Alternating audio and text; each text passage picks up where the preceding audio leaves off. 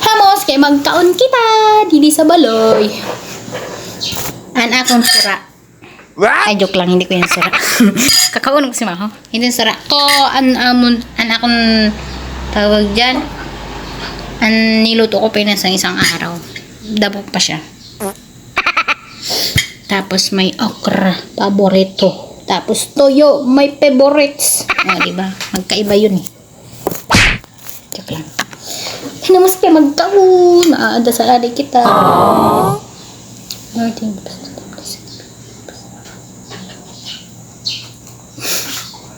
Jesus, amen. Ay. Maho?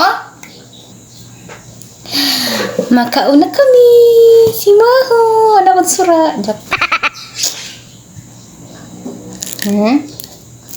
Makaon ganay ako, Maho. Ngitirantay ka ako, syempre, Maho. Ubus na kasi yung ano niya, pagkain niya talaga. Dog food. Sarap, aha.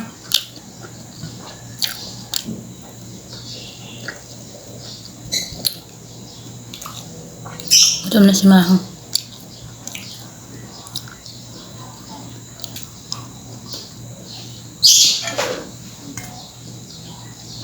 Sabi ni Auntie, masarap tong luto ko na manok. Isang araw ko pa ito niluto, di pa naubos.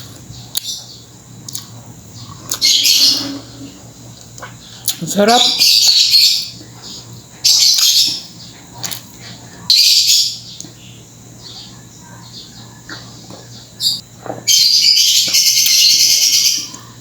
Ang ingay ng ibon.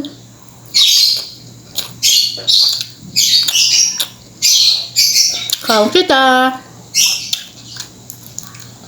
Lalaway pa siya. Ah.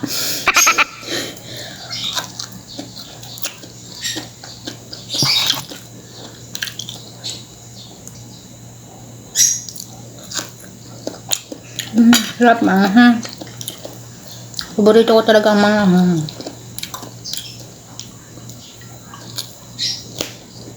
Hindi ko nakakainin tong manok kay Maho na lang. Sabi kasi ni Auntie, hati kami ni Maho.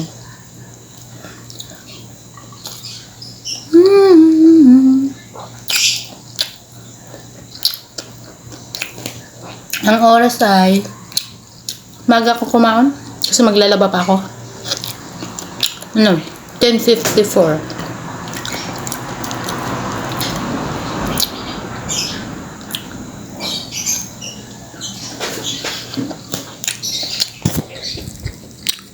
Naghihintay. Ito na ikaw? Ito na si Maha? Ito na si Maha? Ito na siya. Sabihin ni Maho, ako ikaw lang. Ako di ako nagkakaon. Ikaw nagkakaon ka lang. Papanood mo lang ako. Diba? Si Maho paghaba na ina. Ayaw, ganyan.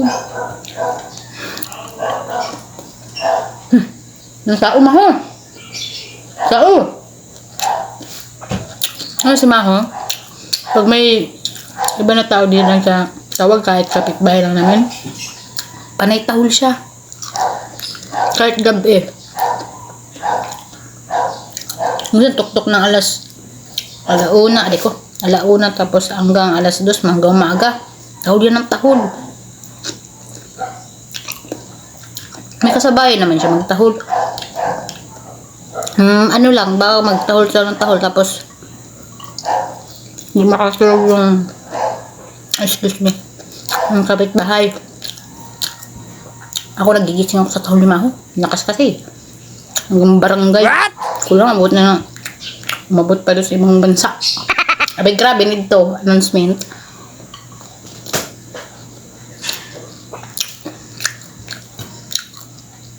Maho, matatapos na ako. Ikaw naman.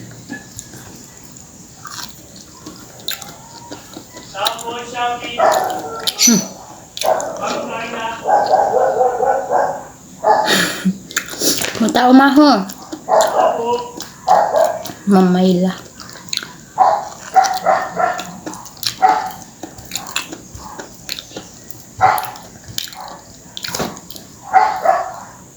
Paborito ko talaga tong okra.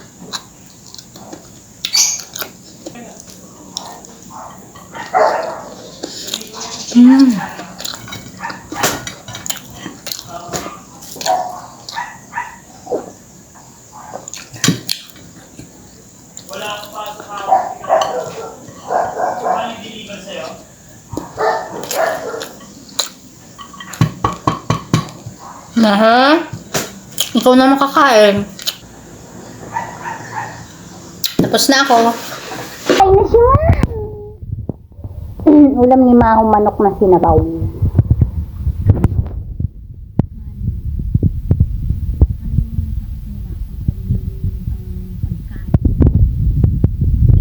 Good boy naman si Maho. Ayun na may tapon, no. Narsito dito dito.